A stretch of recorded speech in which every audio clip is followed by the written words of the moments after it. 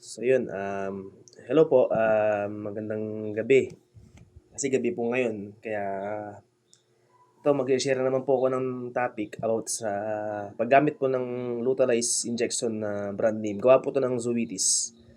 So by the way, ako nga pala si Genesis, Swine Tech po. Bali, licensed agriculturist, major in animal science. So, maikli lang po ito, di-discuss ko lang po itong about sa paggamit ng Lutalyze o ang kanyang component o yung kanyang ingredient is Dinopros Trometamine. So, saan ba ito ginagamit? Actually, ginagamit din to sa baka. Pang estrus synchronization. Ibig sabihin, pang synchronize po ng paglalandi ng mga baka, pwede yan. So, ginagamit din ito sa baboy. Para naman saan to pa sa baboy. So, sa baboy, ginagamit po ito pagka ang ating ah, manganganak na baboy ay halimbawa nasa 113 days na siya, gusto natin siya manganak ng exactly 114 days. So, umi-effect po 'to ng 24 to 30 hours. So, kung gusto natin eksakto 114, so 113 days pa lang ng gestating period po ng ating inahin is magsaksak na po tayo niyan. So, ang dosage po niyan is sa intramuscular po ang administration natin sa tenga is 2 to 2.5 ml. So, kung sa vulva naman, pwede rin. Pares lang naman din ang epekto nun. Sa gilid ng vulva is 1 ml. So, subok ko na po yan. Kasi may kamahalan din po kasi itong Lutalyze na yan eh. So, yan. Papakita lang po natin yung video po ng paano paggamit po ng ano yan. Ito, gumamit po ako ng ano po rito. Sandali, mali. Ng intramuscular injection. So, may present po akong video sa inyo. So, ito po ay bali, ano po to, nasa farrowing pen na po yung mga anak schedule. So, 100 days pa lang yan. Galing gestating pen, nilipat na yan sa farrowing pen. So, yan, 113 days. So, mag-inject tayo dyan ng Lutalyze para manganak sila ng gusto nating panahon, 114 days. So, para hindi mag-overdue masyado. At gusto na nating manganak yung baboy. So, ito yun. Sample video natin.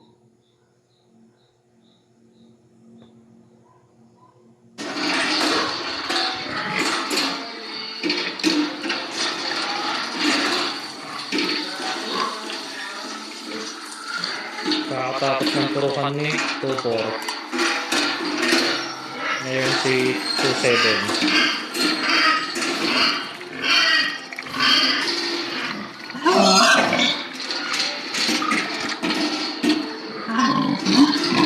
Hindi ba 57?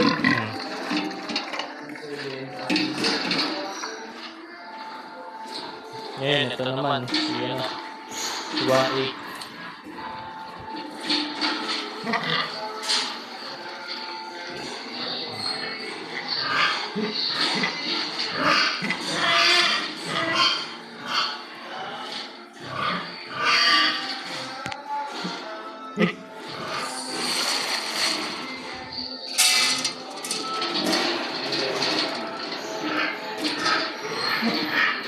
Ano ba?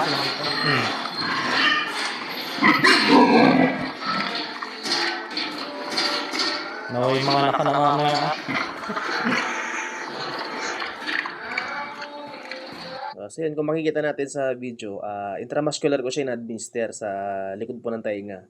So, pag sinabi intramuscular, sa muscle po. So, pwede rin po siya sa vulva, 1 ml. Kasi may kamahalan nga po yan. Hindi ko sure kung nasa 2,000 mahigit yata isang bote niyan. 10 ml po kasi yan eh. Ay, 30 ml po yung isang vial po niya. So, yun nga, ginagamit natin yan para manganak ng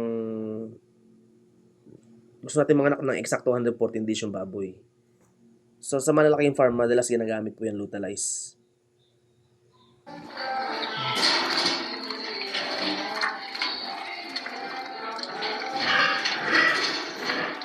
May unti lang gatas.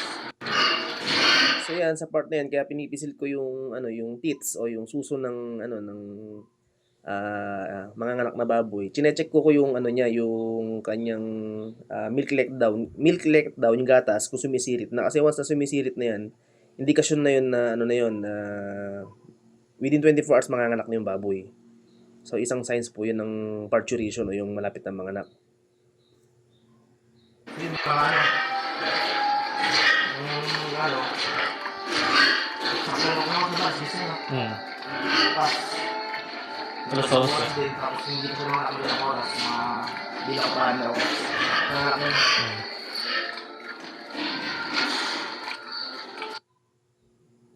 So yan po, bali 24 to 30 hours po ang effect po ng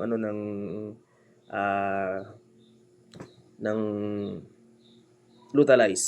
So gawa po ng ano yan, manufactured by Zoetis po yan. So next naman po, i-present natin yung yung about sa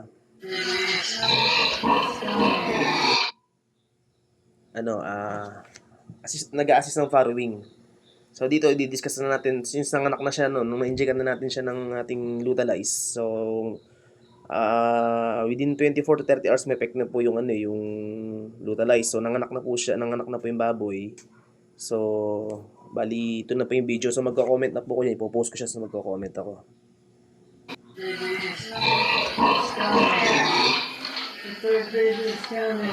Ang galing.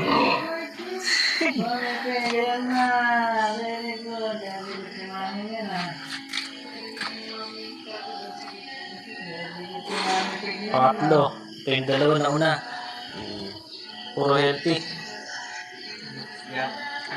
Sa awa ng Diyos. So sa isang tip po pagka nanganak po ang baboy, minsan kasi napagkakamalan kasi yung Lutalize sa yung oxytocin. So magkaiba po 'yan.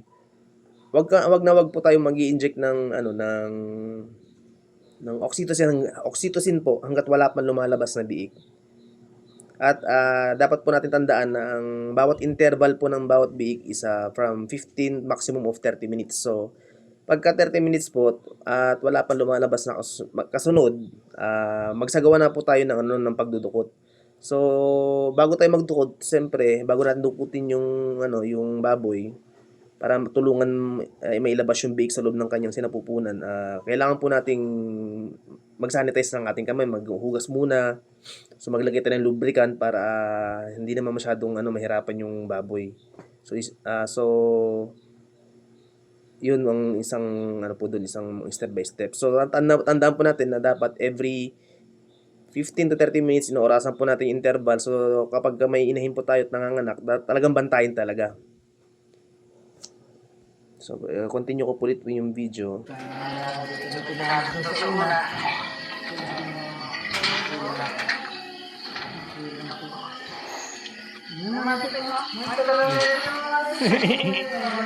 So yun pala, pagkalabas ng biik sa kanyang sinapupunan, syempre may balot pa yun, balot pa siya ng ng placenta ng kanyang suput-suputan kung tawa sa Tagalog. Kailangan natin punasan agad yun. Tapos ialog-alog natin yung biik para may lumabas yung sa ilong niya ng mga nakabara na suput-suputan niya yung yung tawag dito ng placenta o yun. Pupunasan natin yun. Pero kung meron tayong Mistral na nabibili sa market ngayon, mas madaling matuyo yung biik po doon. So kailangan before may lumabas na biik niya, dapat nakaset na yung temperature natin, yung mga brooder lamp natin ng tamang temperatura para hindi lamigin. Kasi once na nilamig ang biik, ayun na, hindi na siya makakadede. So within that time, dapat yung pagkalabas, mas madaling dapat antimanong pasusuhin na natin sa sa ating inahin yung baboy. Huwag muna natin tatanggalin ng ngipin. Siguro sa iba tinatanggal nila, pero para sa akin, advisable na wag mo nang putulan ng ngipin. Pasusuhin muna kasi para makakuha agad ng colostrum or antibodies.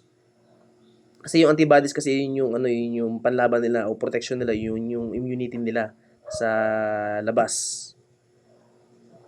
So pag hindi nakakuha kasi ng antibodies nun, wala siyang panlaban sa sa mga sakit. So meron kasing kaya tinawag antibodies, may panlaban sa yun. Meron pang paano ng immune system po yun ng ating alagang biik. So yan, nakakatulong po yung yung pagpapadede dun sa sa biik, sa yung biik na pinapadede sa inahin upang madaling ma-stimulate, upang madaling ilabas yung kasunod na biik niya. So, yun nga, sabi ko nga kanina, pagka wala pa lumalabas na 30 minutes na, wala pa lumalabas na kasunod, so magsagawa na tayong pagdudukot nun kasi maaari kasi bumalagbag yung biik, wala sa positioning, or hirap siyang i-ire. Minsan may maliit ang pelvic bone, may masikip, so kailangan natin tulungan na manganak yung baboy. Ang tawag po doon, assist of farrowing.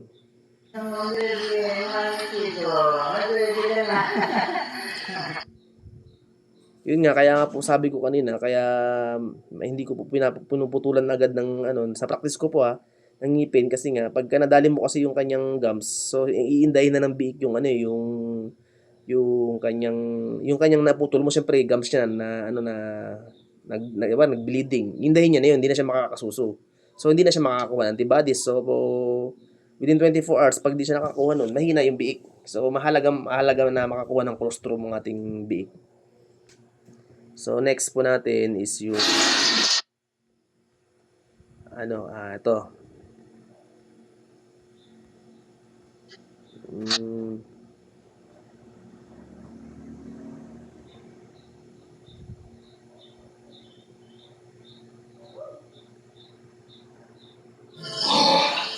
Ayan, yung nag-assist tayo ng panganganak. Kaya yung sinabi ko ng pagdudukot. Pero naghugas ako ng kamay niyan. Naglagay ako ng mampadula sa aking mula braso. So, yan, itong isang inahin na to, hirap na anak yan.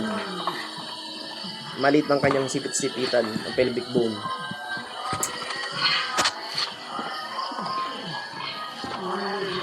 So, yan, tinutulungan natin yung labas. Pati ako napapairit yun.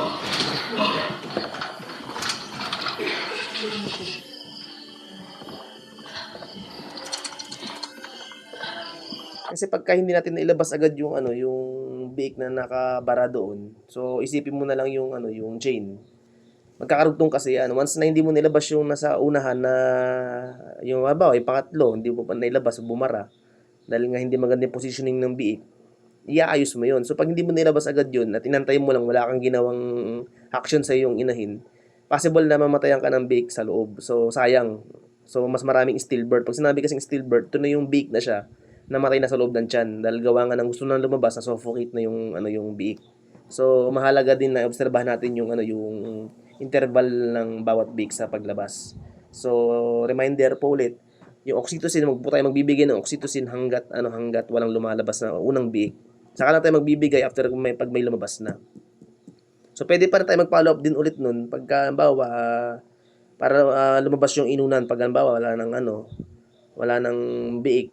Alam niyo pwede na kayo magsaksak ng oxytocin ulit. So, antayin natin lumabas yung pinaka-inunan niya. Minsan kasi 3 beses yan na lumalabas. May yung pinakalaki parang bilao. Yung pinakahuli. Parang bilao yung laki po nung inunan.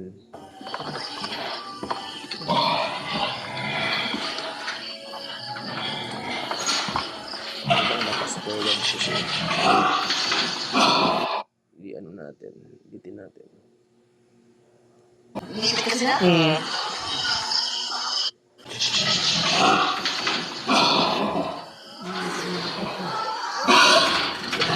Ayan, kung titingnan po ninyo sa video, nahirapan niyang, hindi niya kayang ilabas talaga ng siya lang yung inahin. So kailangan talagang tulungan tulungan natin may labas. Hindi niya kumbaga nakaipit lang siya doon sa may pelvic bone niya. So kailangan natin talagang tulungan niya harakin yung biik palabas. Ang tawag po diyan sa term na yan, dystocia. Difficulty to farrow or difficulty to birth. Yung tawag po diyan.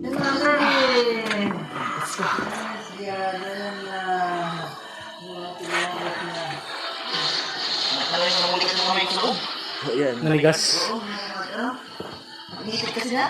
May contraction. Meron kasi ganyan may nagko-contract kasi sa loob yan. So parang iniipit niyo yung yung braso mo niya, lalo kung mataba yung braso mo mararamdaman mo talaga na iniipit niya. So kung advantage po diyan yung mga medyo ang braso hindi ka tabaan, yung medyo hindi naman sobrang payat, tama lang.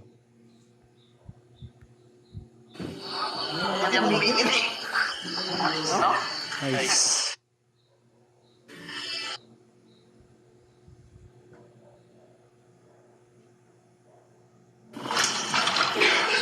Tingnan natin yung video.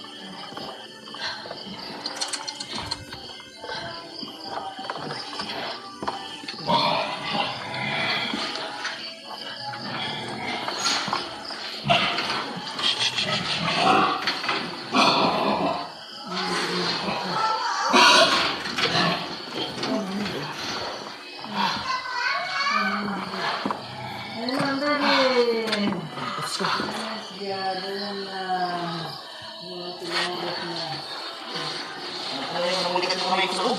Ayun, namulikat Nagas. kamay ko. Actually, namulikat kamay ko dyan eh. Umiikit kasi na. Mm. Hindi ako umiikit eh. No? Nice. So yun nga,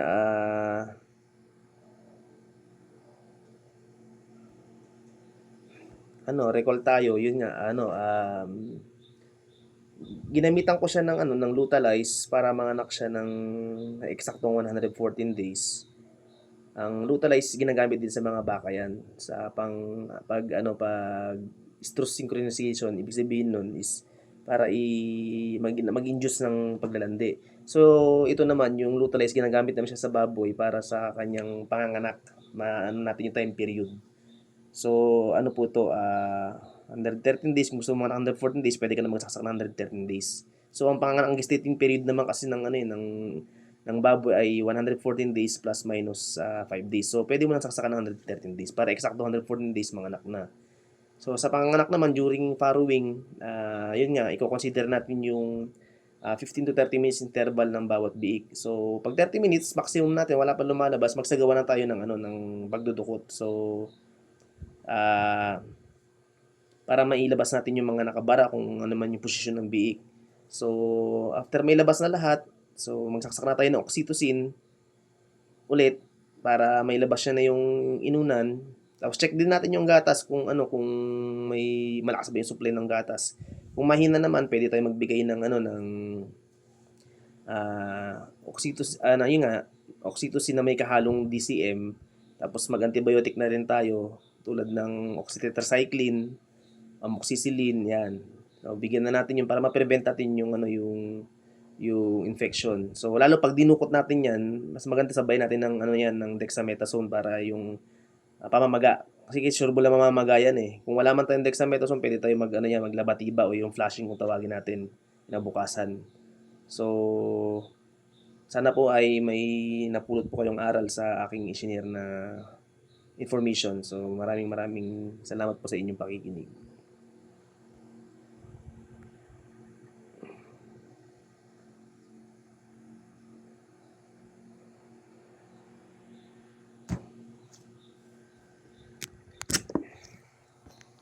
Hirap nun